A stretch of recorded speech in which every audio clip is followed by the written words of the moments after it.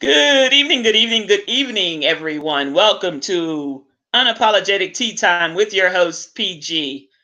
I am glad that you have tuned in to me this evening. We have a lot to cover in a short time.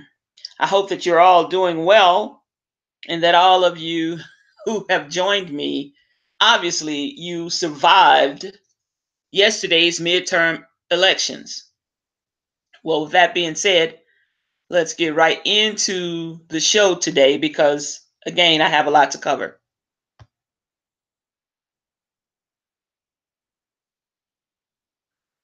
Let's see here. Even after the worst storms, the sun will still shine, or the sun will shine. But I'm going to say the sun will still shine. We've been in a little bit of a rough patch in the United States, folks, over the last, well, nearly 2 years now, with everything that has been going on in our country's at the White House and all around, with laws being passed, legislation, laws that have been being rolled back and taken out of law. There's just a lot going on. But some of us probably woke up this morning feeling kind of down. And what I want to say to you tonight is, even though, including myself, some of my candidates that I chose, whose core values somewhat aligned with mine, and that was the reason that I chose them and voted for them. Unfortunately, they did not win. Some of them did, some of them did not. But that's still all right because women, for the first time, made some historical marks in our nation's democracy, as far as us being able to come to the forefront, campaign, and actually win quite a number of races. We have quite a number of females in the first time ever going to Washington and actually going to other states' House and Senate to represent their local states and communities, as well as at a national level. So we have a lot to be proud of. On the other hand, I don't know if some of you that may be listening are Democrats, some may be liberals, some may be conservative, some may be no party. Myself, personally, I don't care. I'm a Democrat. I don't care who knows it. I am a Democrat. And as you probably know by now, and if you don't, then I'm going to inform you that the Democrats did take back the House. Now, that in itself is a victory. Earlier numbers were showing that we would probably take the House, and that's exactly what was done. I had hoped for a complete victory, meaning taking over the House and the Senate. But that did not happen. But we have to work with what we have, and we should be proud of the strides that we made and the progress that has been made in the 2018 midterm elections. Now, I'm not going to get into a whole lot because I got to move on because I have a lot of things I want to cover this evening. But with that being said, the House of Representatives, by us taking back the House, there's going to be quite a number of gavels in hand. There's going to be quite a number of committees, and they're going to be committee chairpersons that will be overseeing these committees that have power to do some investigating a little bit further into what's going on, maybe pull the covers back and reveal some things to the general public that we've been wanting to know. So we've reached a good a good plateau. We've reached a really good position, and we're left as citizens to continue to move forward. We're challenged. Um, we were left basically with a challenge, and we all must be up to the challenge and must face the challenge day by day, and that is to hold the politicians that we elected accountable. Because if you don't hold them accountable, if they ran on a particular platform during their race, during their time of their campaign or campaigns, and they get into the office, and then a few months in getting their feet wet, and all of a sudden they do a complete opposite from what they campaigned on, and what their overall message was, then we as a people must come together and then fire them. Okay? We are the American, basically, hiring managers. We as citizens, basically, that's the titles that we hold, each and every one of us. We're the hiring managers, and we can come together collectively, like we went out and voted and put some of these people in office. If they do not do the jobs that they said that they were going to do and help to try to resolve issues in our local communities and local state governments and what have you, and improve conditions where you are, where I am, in schools, in neighborhoods, in communities, then we need to disrupt them. We need to disrupt them. And I'm not talking about going out and yelling and screaming at them, seeing them out in a public place and berating them, running up to them. I'm talking about we need to go out and disrupt. We need to show up at council meetings. We need to show up and show out. We need support. We need people to come together.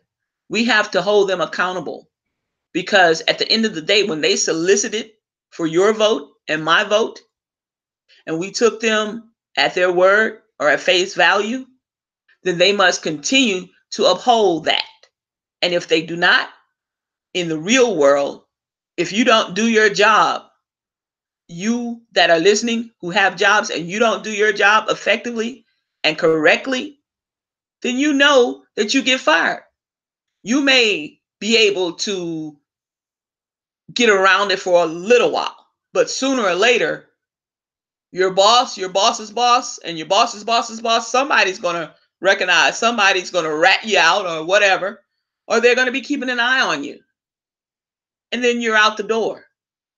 So let's do the same thing to the politicians, because they don't work for themselves. They work for us, the people of this great nation, the United States of America.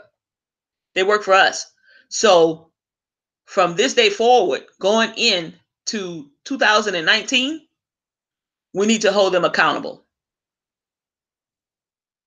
I want to thank everybody who went out to the polls and voted. I want to thank everyone who volunteered to shuttle people back and forth to the polls and what have you, drop people off or do whatever they could do, canvassing neighborhoods or whatever all across America. I want to say thank you. I want to say thank you to people who held just conversations with other people that they may have not known, or they met on the street or whatever, and discussed politics for a little while, and encouraged other people to go out and register and to go to the polls and vote so your voice could be heard.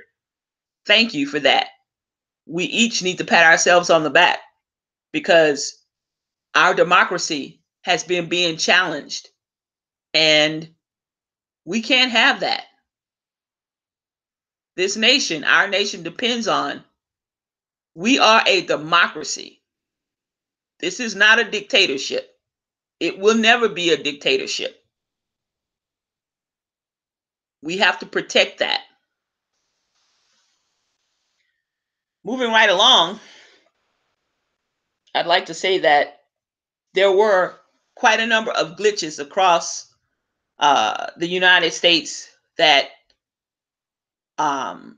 could be looked at in various ways. Voter suppression, haphazardly just doing things at random, not placing power cords or stealing the power cords from the machines or holding them back and not sending them with the voting machines and what have you, all kinds of stuff. But even then, the number of people who went to the polls actually, those numbers really were high. And we need to keep it that way. Because let's not forget, we have a major election coming up in 2020. What we did yesterday was a monumental feat. It wasn't a defeat, it was a feat. Monumental task that we did. And we actually got some things done. But we have to keep going. We cannot stop. Stopping is not an option at all. It's just not. We have to keep going collectively. You, me, the neighbor across the street, the neighbor next door, your friends, family members, coworkers. We all have to work together for whatever we need in our communities. We have to speak up and speak out. We have to show up and we have to be heard.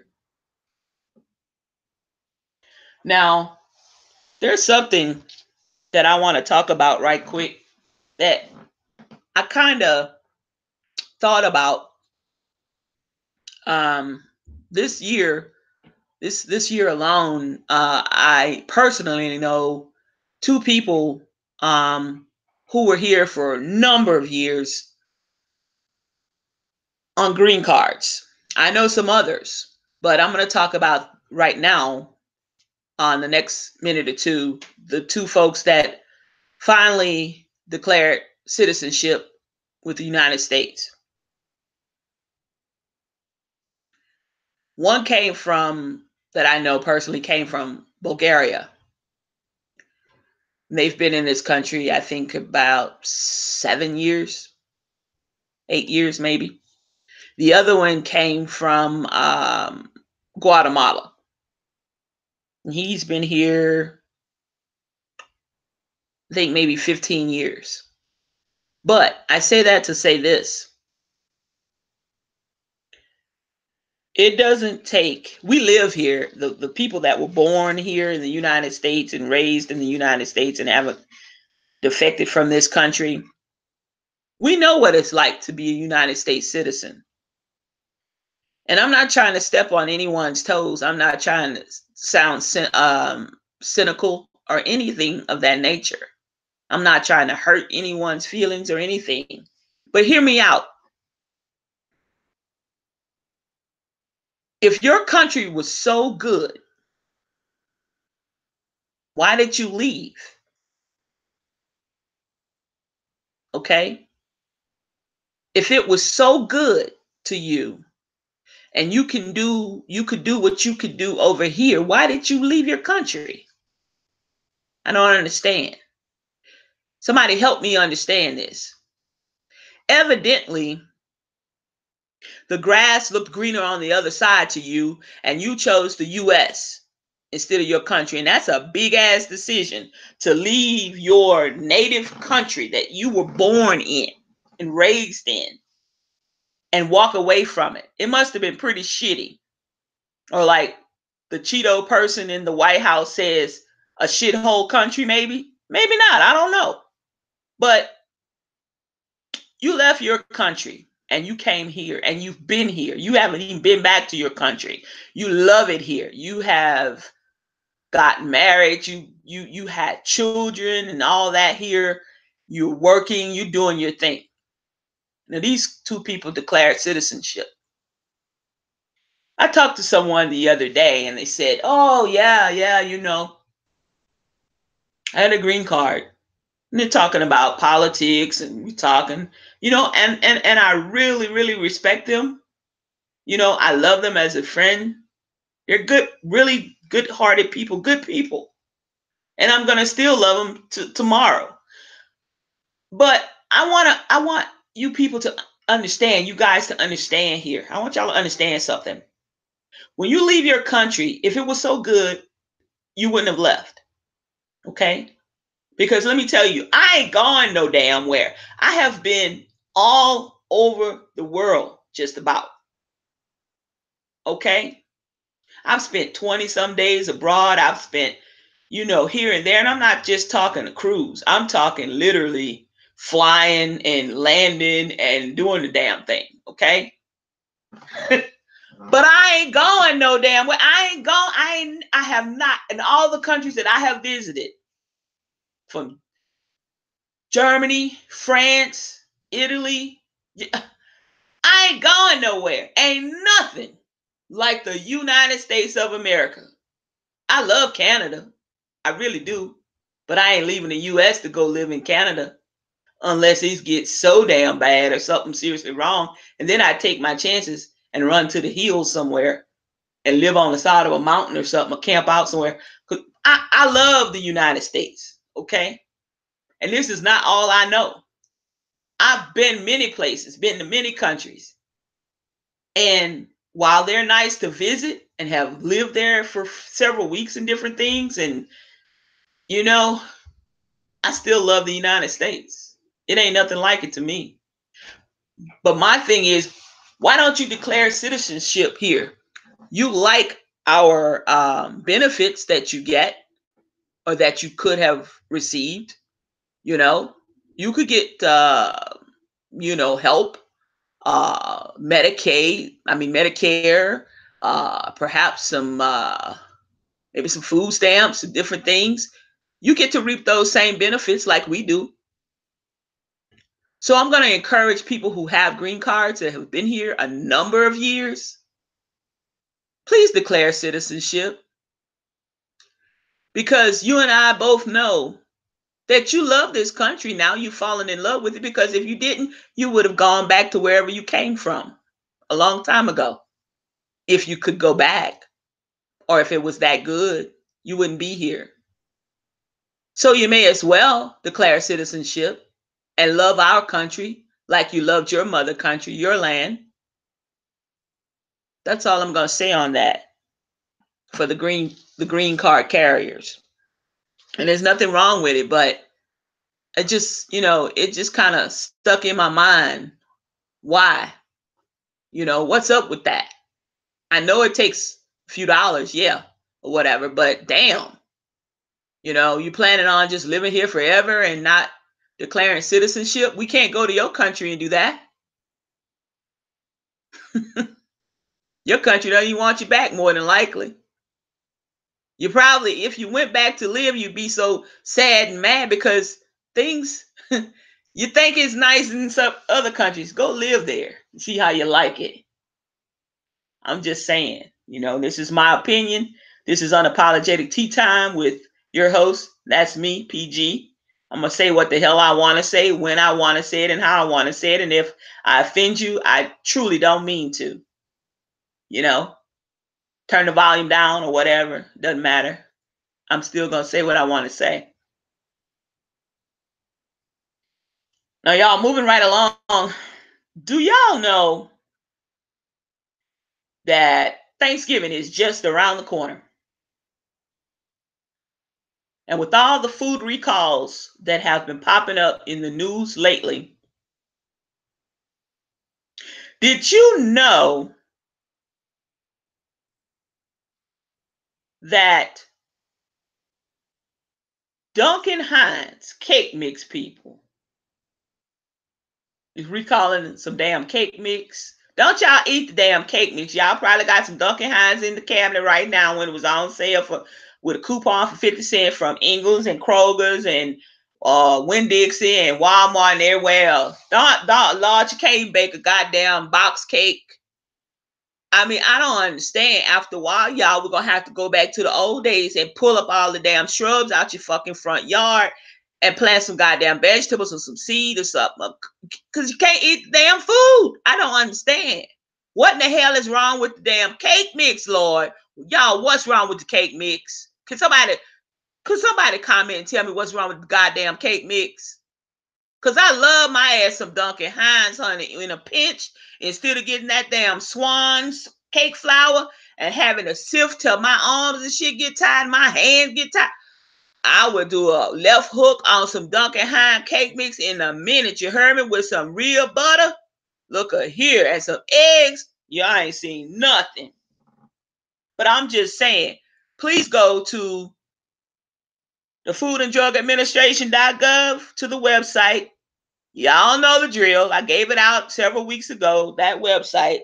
Go hit the word recalls and go find Duncan damn Hines cake mix and see what in the hell going on in the cake mix, because I don't want y'all to be sick. I don't want the little kiddies to be sick. I know people like to bake, or call themselves baking or whatever, and bake some box cakes for the holidays, because Uncle Dut, Auntie Sookie and Sally Mae, Jenny Mae and Jessie Mae, y'all know they come to your damn house for Thanksgiving. They want some damn chitlins and shit. Some of them big, they're going to set that damn Chinese paper plate in their damn chest on their breastises, like some men say. Girl, and get their eat on. So I don't want them to be sick, y'all. So go ahead on and look in the cabinets and pull out that damn Duncan Hines cake mix on the back or underneath, on the bottom of the box or on the side or some damn way. They got some code numbers and y'all can match that up on the website at the Food and Drug Administration.com's website. So to make sure that you are safe and sound, because the PG wants everybody to be safe. Some of you gonna have some damn struggle plates, and what I call a struggle plate is it's gonna be some, I don't know what you're gonna be hooking up for Thanksgiving. Some of that shit ain't gonna look right. You gonna say it's damn mashed potatoes. It's gonna look like damn macaroni and cheese. I don't know, but anyway, I'm I'm just really playing. But y'all have seen some damn struggle plates before in your life. White, black, Hispanic, everybody has seen damn struggle plate. You like, what in the hell is that? What is that? You don't want to really ask them. Somebody invite you to dinner for the first time. You try to show up and then they talk, and they fix you this big ass plate, and none of it all of it looks foreign. None of it looks like anything familiar to you. And you know, what in the hell is this? And you don't want to embarrass the people because they done slaved in the kitchen for probably a week or something trying to pull that one day meal together or whatever, and they looking like I don't know what, and you like, ooh, honey, wait, I ate already. I done have ate about 3 meals. Look, can I get it to go? Because that's my thing. If I get it to go, shit. I'm from Louisiana. We go to people's house. We get goddamn insulted when you don't eat damn food. We look at here. But the majority of us can cook, and I ain't bragging or nothing. But let me tell you, I'm a old Cajun girl, and I can cook. I'm an old Cajun boy, B-O-I. That's right. I can cook. I ain't ashamed to say it. I know I can cook. I can burn. I ain't get this damn big for nothing. But anyway, yeah, y'all look on that damn website and find out what's going on. And don't eat the damn Duncan Hines cake mix and the rest of the shit that was recalled. Don't eat that either. Now, I do have something else for you all. And it's not funny, no. Lord have mercy. I don't even know how to bring this one across. But I'm going to say that, well, I'm just going to go on and put it out here. A lot of times we do things so that we can satisfy other people. And I'm going to say this again. We do things as a people, period. Do things sometimes to satisfy other people. All right. Knowing that it is not in our budget, knowing that tomorrow is going to come and we still need to pay our house note, the water bill, the light bill, the gas bill, and the grocery bill, and whatever else you got going on.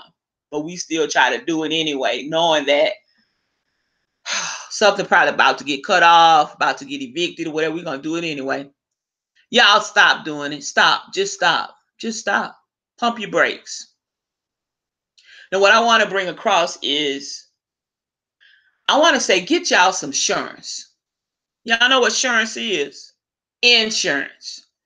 Y'all get y'all some insurance. Get some insurance, whatever the hell you call it. Get a policy. Get something. Because just as sure as I'm sitting here on this live, tomorrow ain't promised for Patricia Grant. tomorrow is not promised for the listeners in my listening audience. And I want to say thank y'all for tuning in. And it's kind of a hard pill to swallow and a hard subject to discuss. I know it is. But this has kind of been, on my mind because of the fact I witnessed something that I'm not going to say I wasn't pleased with, because it really wasn't any of my business. I was more mortified than anything. And I've witnessed different things over the years, and I'm tired. I'm tired of going to the GoFundMe pages to bury your loved ones. I'm tired. I'm tired of running over to the funeral home to take a donation. I'm tired. And the latest thing that I have seen was, and I felt bad because I didn't carry any cash that day. I had used my cash earlier during that day, during the day. And when the preacher said he was going to take up a collection because the widow was going through a storm, I understand. I've sat on that pew. I'm not a widow or widower. I buried both of my parents before I was 30 years old. And I'm in the 50 plus club. I've been motherless and fatherless for a long time, an only child by their marriage. But that's okay. I will say this, they taught me well, and I stand strong on their values and principles that they instilled in me from a toddler coming up. I had my mother until I was 17. And at the age of 17, I had graduated high school, and my mother passed away a month after I graduated high school. But I'm going to get back on what I'm talking about. Get yourself some insurance. When the preacher announced he was going to pick up a collection, and basically kind of was a little bit forceful about it, because I think he wanted you to understand the importance of giving this lady some money, because she really couldn't even afford a funeral. Really.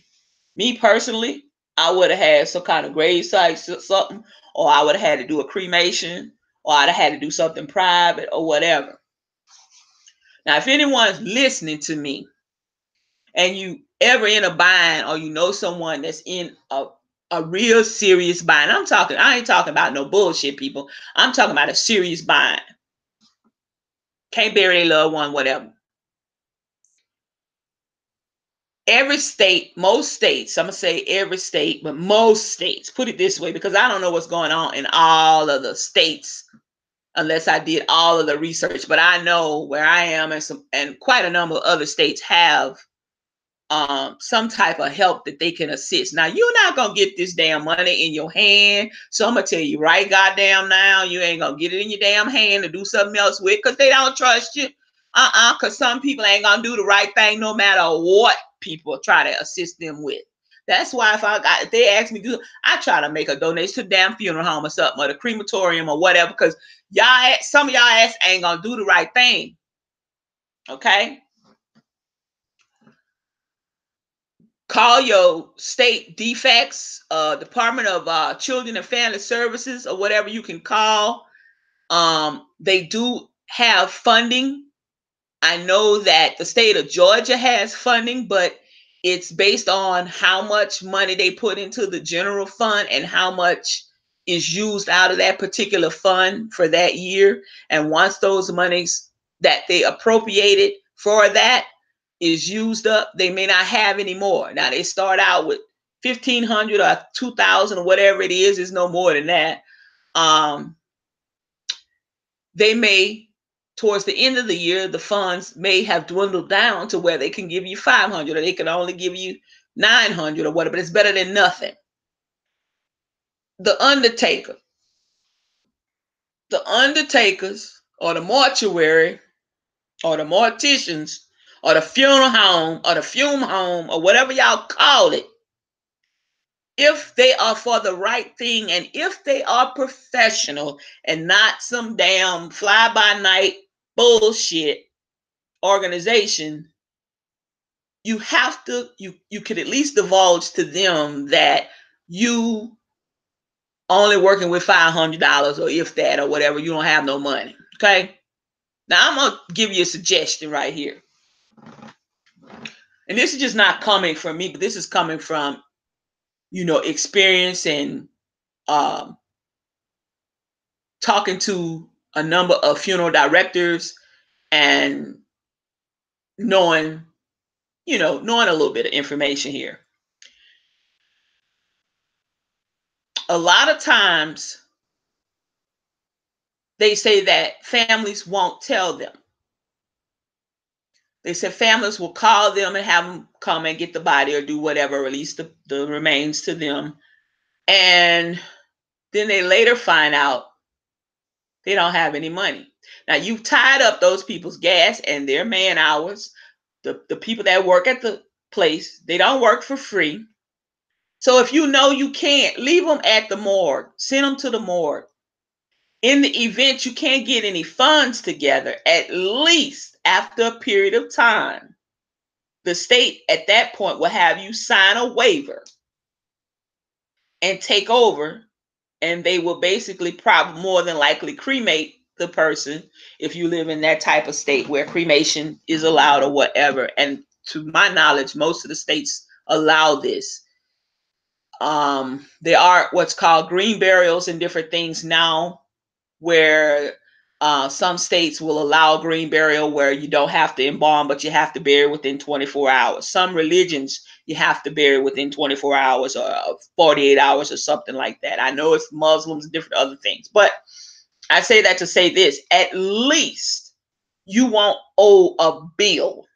No, they're not going to have a grandiose funeral or any of that. They're going to take care of it. And then if you don't claim the remains, such as the ashes, if you don't give an address where they can mail them to you or you go pick them up from somewhere, then what they will do at that point is put them in a grave with all of the rest unclaimed remains. That's how that's done.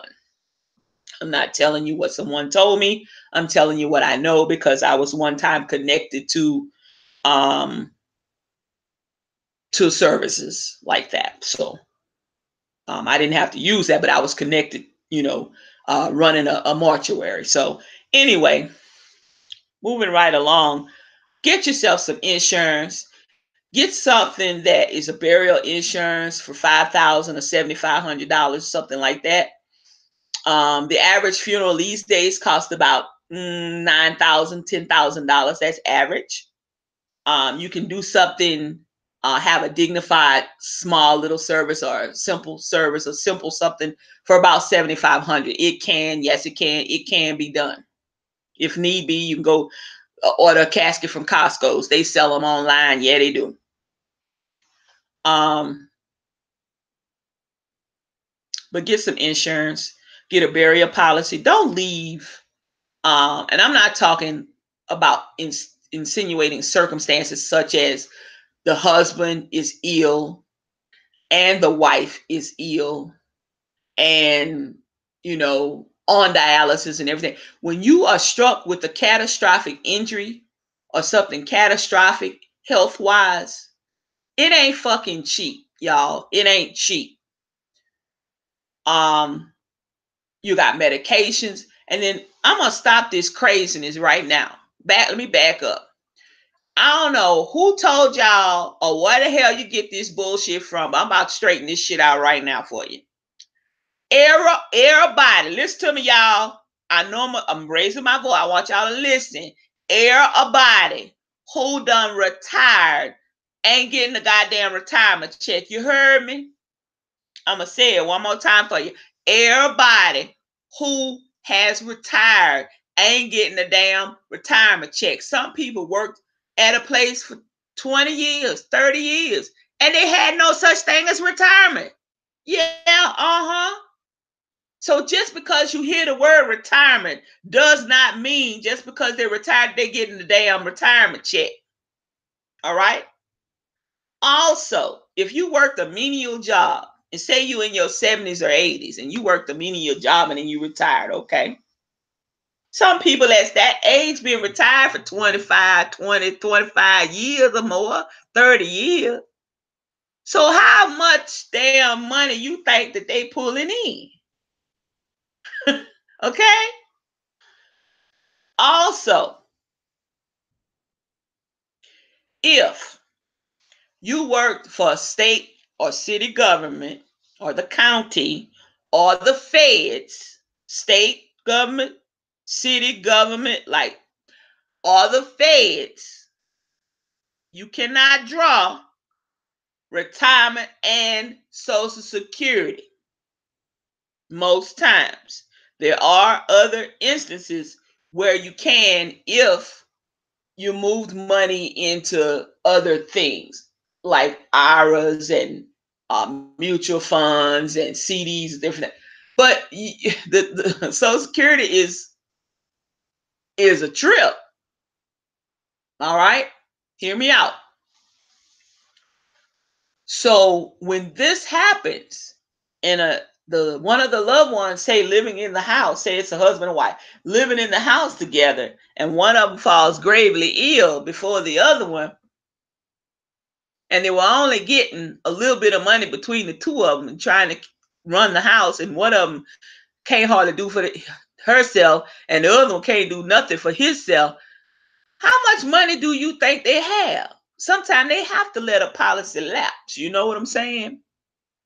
Or sometimes they get so caught up. And I'm gonna tell you something about somebody that has kidney disease, renal failure. I'm put it that way. Just because they're on dialysis don't mean their kidneys are working. All right.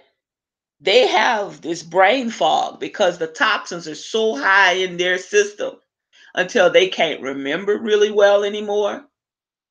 They can barely function. They have good days and bad days. Okay. If they don't have anybody to help them take care of their affairs, basically sometimes they just shit out of luck. They may forget. Nowadays, companies don't have any remorse. They don't have any conscience for people. They don't give a damn. If you, it's like this, if you don't pay us our money, we don't give a shit about you. You've paid into this on this policy for 20 years and you missed last month or whatever. We wrote you a letter and you didn't open it or respond. Hell, we got your money and we're gonna terminate your policy. That's what we're gonna do. We don't give a fuck. That's how big business run these days. There's no longer you could talk to the people and they would reinstate you like that or whatever and come up with your money and boom. Oh, hell no. Mm-mm. But all I'm saying, folks, is get y'all some insurance so that you don't leave the burden on someone else. Also, folks, family members, let's talk about family here. Children of elderly, that have elderly parents. Time is winding up, y'all, because there's too much shit happening. We already living in the book of Revelations. And if you don't know that by now, then I think you need to pick up a Bible or go on the internet with your tablet, your iPad, your phone, a computer, go to the library, as you call it, or the library for some of you, or go to the library for some of y'all, or wherever, and read the book, start reading the book of Revelation. Or go to the thrift store and ask for a free Bible if you don't have one. Somewhere, somebody give you one. Because we're truly in the last days. Time is winding up. It's got to be because there's too much going on. And remember, I was a kid. And the elders used to say, I used to hear them all the time. Time is winding up. Well, hell, I know what the hell they mean now for sure. Boy, if they was here, they was here now. Well, they would freak the hell out. I know they would. Them people, them poor people, they would probably never come outside their house. They'd be too afraid. I'm serious. The shit that's happening now. So get yourself something. Don't leave that shit behind for somebody else to have to take care of or clean up. Children, go visit your parents. Go see them. You ain't got no damn excuse. You can go to the store. You can go to the liquor store. You can get this. You can do that. You can ride in your car. You can get an Uber to this or that. You can go see your mom or your pa or your mama or your daddy or your sister or your brother. Come on now, especially if you're grown. Because see, as we grown, this is what we do. We make time to do whatever we want to do. You know? Don't start no hooping and hollering and crying when they laid out some damn way. Because guess what? It's all over then. Death is fucking final. F-I-N-A. Final. That's it. And as sure as we are born into this world, we're going to go out. Because when the Lord punches your time clock, your card, that's it. Ain't no should, hold up, wait, I ain't shoulda, woulda, coulda, wait, That's it. You either going up yonder or you going down below. Don't matter. All right. I'm going to get on off that. I hope that somebody got this message. I hope that you could carry this message to some people or whatever. Because y'all, we got to get it together. We got to get it together. I don't give a damn if I don't have anything left. I'm paying my damn insurance every quarter. It come like clockwork. Boop. And I feel good about it because I know that I'm not going to burden anybody, at my demise. Bury me and keep it rolling. Matter of fact, turn my ass face down because the people that like to run and gawk and look and see how they put, you ain't going to look at my face. You're going to, you know what? My ass. That's right. Come see that. You didn't come see me if I was sick or whatever. Don't come now. Too late. And I'm a firm believer that I'm not a hypocrite. No. If I don't visit you when you up and around and everything, what I look like running there when you down between them four posts? And that's called the bed when you're on your sick bed. If I wasn't running with you, visiting you when you was up and around, I damn sure not finna come see you when you sick. What point is gonna make? You know what I'm saying? Just because I'm not a hypocrite. That's what hypocrites do. You hadn't been visiting me. Why visit me now? Now, did y'all know? I got a secret for y'all. I bet y'all don't know about this, baby. And I've been keeping this secret for a little while. And I thought about introducing it to y'all tonight. Because when I found out about it, I said, oh, I know you ain't telling the truth. I know you lying. Like one of my favorite YouTubers say, I know you lying. Well, I say, I know you ain't telling the truth when they told me about it. And it was my insurance agent that told me about it. That's what I heard hollering some years ago. I said, I know you lied. And he laughed. He was like, no, Pat, I'm not. I said, oh, I know you lied. Wait, let me go look this up because you know I'm the he said, I know you the researcher. Yes, I am. I love to do research. Well, y'all, are you sitting down? Are you laying down? Are you rocking in a chair? If you're driving, hold on tight to the steering wheel. If you're laying down, grip your pillow or your bed or grip your partner or grip something. Grip the lamp or your dog, your cat, the squirrel, the whatever. The beer, whatever the hell you got. I bet y'all don't know that there's a secret score that's tracking your asses. It's a secret score, y'all. A secret score. I'm not talking about a credit score. No. It's called the CLV. It is called the CLV. And that's the customer lifetime value score. The CLV. It's a secret score that retailers, banks, insurance companies, and other places don't want you to know about. Anyone that has a bank account, cell phone, does any shopping, anything online, credit cards, whatever, you got one. Now I'm going to tell you about this score. It could be high or it could be low. And I'm going to tell you how you'll probably never find out the true number, but you can pretty much judge, what it is, whether it's kind of high or kind of low by this. You ever call up customer service at, say, the insurance agency that you've been dealing with for years, or your credit card company that you've had for 5-10 years or whatever. And sometimes people stay on the phone with customer service what seems like an eternity when they put you on hold. Let me tell you,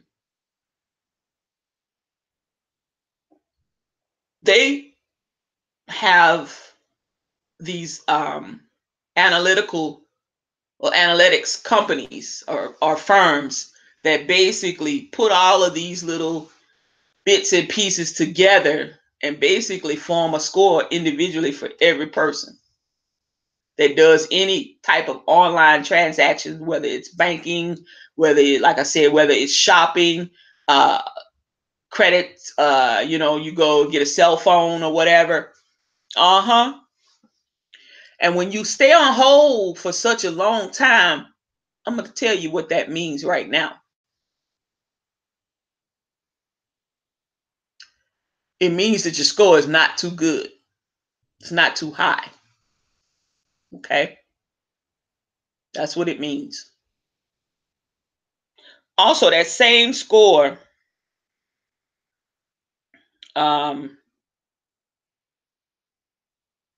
if it's the opposite, if it's a little higher, you call and they ask you for the last 4 digits of your social or whatever, and they say, hold on. And in less than a minute, maybe 2 at the most, maybe even let's stretch it to 5 because that's really fast these days. But under 5 minutes, boom, here comes the rep that you really need, not the first rep or the operator. They're on the line. All right. They're on the line for a reason. And that is that first representative or that second representative that you talk to, they already knew that they weren't going to waste their time offering you. Say you called in to complain about a product or whatever, or you called in to ask a question and you thought the product was maybe defective and you just didn't have the part turned correctly or whatever, and they walked you through it or whatever. Let's just say that, hypothetically speaking. But they still nevertheless got to you within record time and you was happy. Whew, I thought I was going to have to stay on the line a long time. You know why they did that? They weren't going to waste their time offering you a 10 or 15% discount or a 20% discount. You know why? They could. But see, that kind of discount is not for you. You know why? Why offer you a discount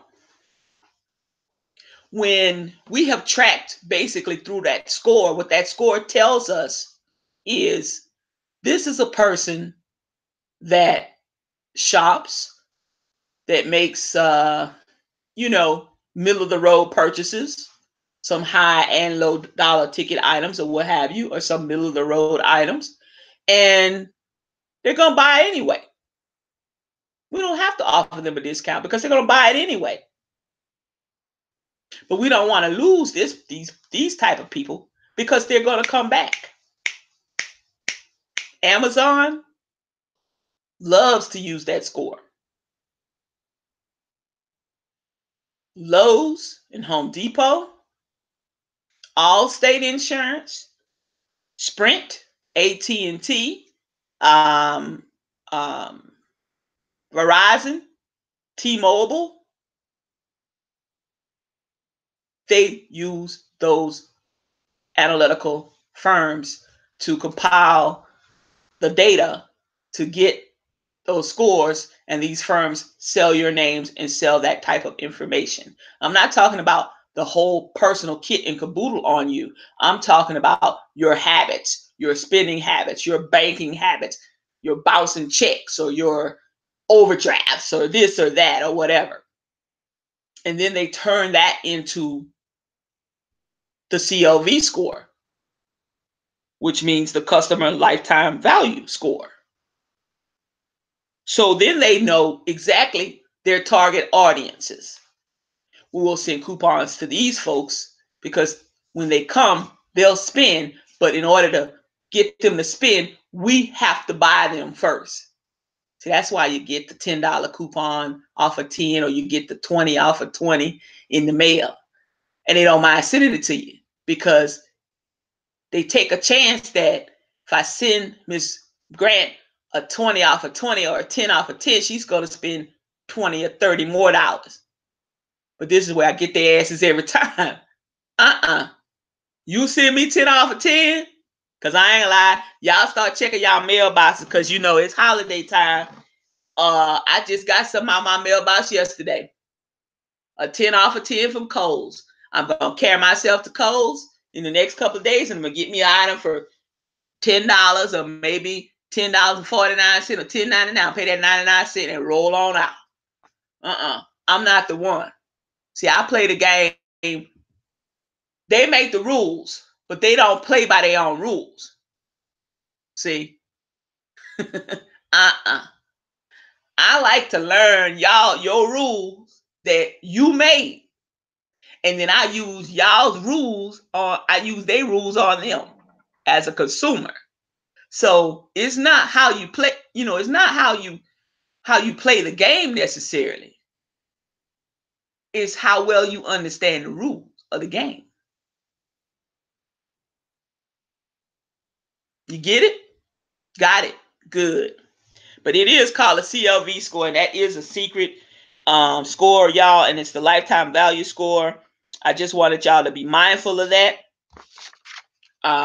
So sometimes when you get those advertisements in the mail and what have you, or you get those little text messages that say we're going to give you, 25% off just because you're this loyal customer or whatever, they have to give it to you. They feel compelled to give you that to get you in the store or to get you in that particular company or to do this so that you will spend more because you have historically in the past. That's what they're looking at, that type of data, and that determines who they target. So I just want y'all to be aware of that, because those who know, and the more you know, the better choices and decisions that you can make. And that's across the board. Well, I'm going to sign off. It's been a good night. I love you all dearly. If this is your first time listening to me, please subscribe, smack the like button, hit the like button. That like button is the thumbs up button in case you don't know. There is a little bell icon notification that you can also hit, which will basically alert you every time the PG goes live with Unapologetic Tea Time. Also, you can check out my blog at www.unapologetic-time, T-I-M-E, with PG.com.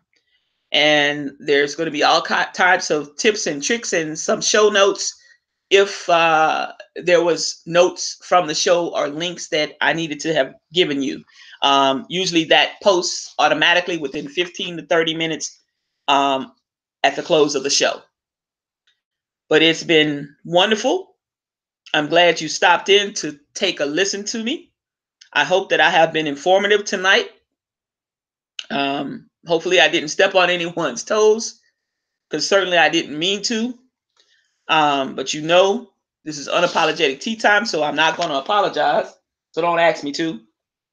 Anyway, I want you all to be safe and have an awesome evening.